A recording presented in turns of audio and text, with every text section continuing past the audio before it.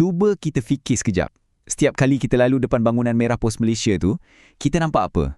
Mungkin cuma sebuah pejabat pos biasa kan? Tapi, pernah tak terfikir yang di sebalik dinding tu sebenarnya tersimpan satu legasi, satu sejarah yang jauh lebih tua daripada nama Malaysia tu sendiri? Jom, kita bongkar kisah yang tak ramai orang tahu ni. Ya, ini bukan main-main, betul-betul lebih tua.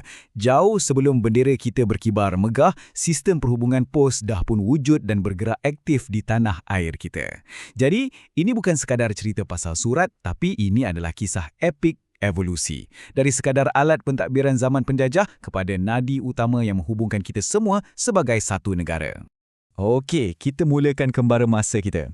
Kita patah balik ke tahun 800-an, zaman negeri-negeri Selat.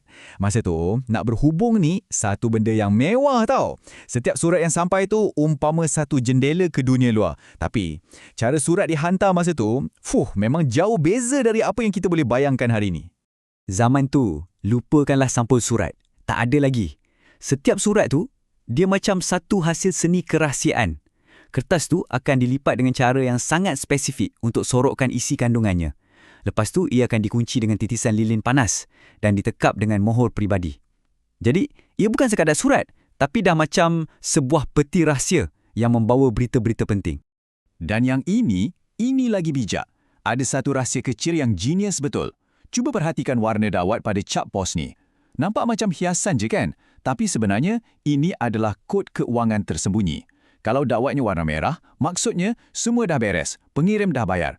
Tapi, kalau dakwatnya hitam, itu macam satu arahan terus kepada postman. Jangan lupa kutip bayaran dari penerima. Satu sistem yang sangat efisien, hanya guna dua warna dakwat. Hebat kan? Sistem dia pula bukan setakat bijak, tapi sangat-sangat teratur. Tengok je kod-kod ni. Singapura guna B172, Melaka pula B109, Pulau Pinang B147. Inilah nenek moyang kepada poskod moden kita tahu. Satu sistem kod unik yang pastikan setiap surat sampai ke tempat yang betul dalam jajahan empayar yang luas. Ini satu lagi bukti kaitan sejarah kita dengan dunia luar. Pada awalnya, negeri-negeri Selat ni tak ada stem sendiri.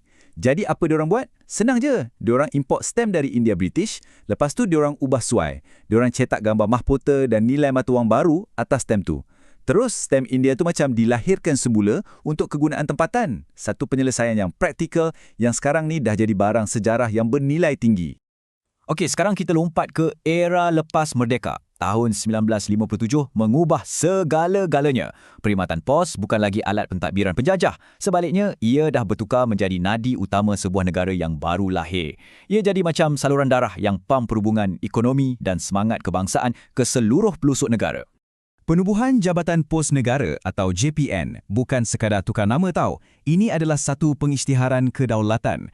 Ia satu tanda yang sistem perhubungan negara kita kini berada sepenuhnya dalam tangan kita sendiri. Ia jadi simbol kebebasan dan tulang belakang kepada infrastruktur sebuah negara yang tengah bina identitinya. Lepas tu, JPN ni ubah pejabat pos jadi lebih dari sekadar tempat hantar surat.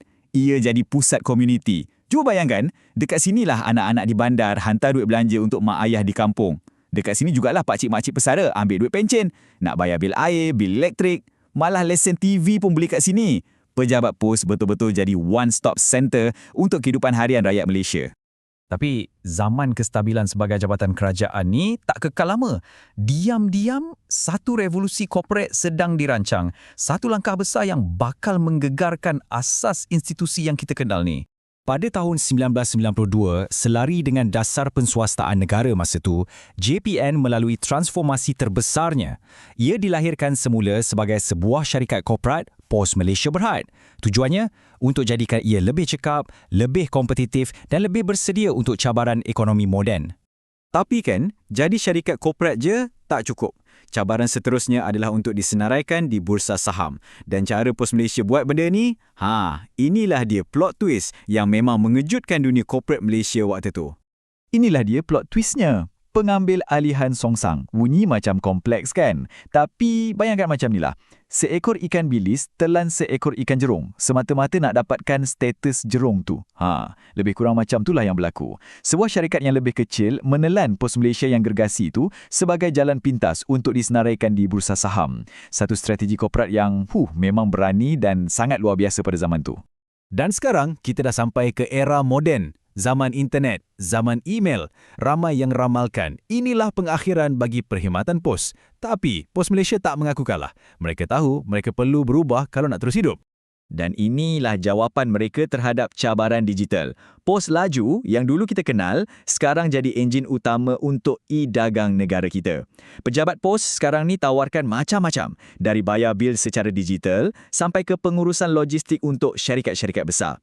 Pos Malaysia bukan sahaja selamat dari badai digital, malah mereka dah belajar untuk menunggang ombak tu. Skala operasi mereka hari ini memang mengagumkan. Bayangkan ada 926 cawangan di seluruh negara. Dan semua cawangan ni dikendalikan oleh lebih daripada 23,000 kaki tangan. Merekalah wira-wira tak didendang yang pastikan setiap barang online kita, setiap surat kita selamat sampai. Mereka yang hubungkan kita semua dari Perlis sampailah ke Sabah. Dari Chop Mohok Lilin sampailah ke logistik e-dagang, perjalanan Pos Malaysia ni sebenarnya cerminan kepada perjalanan negara kita sendiri. Persoalannya sekarang, dalam dunia yang sentiasa berubah ni, apa agaknya rupa perkhidmatan pos 50 tahun akan datang? Bila mungkin nanti robot dan drone yang hantar barang, adakah institusi bersejarah ni akan terus relevan? Agak-agak, apa cerita yang akan kita sampaikan tentangnya pada masa tu? Fikir-fikirkan.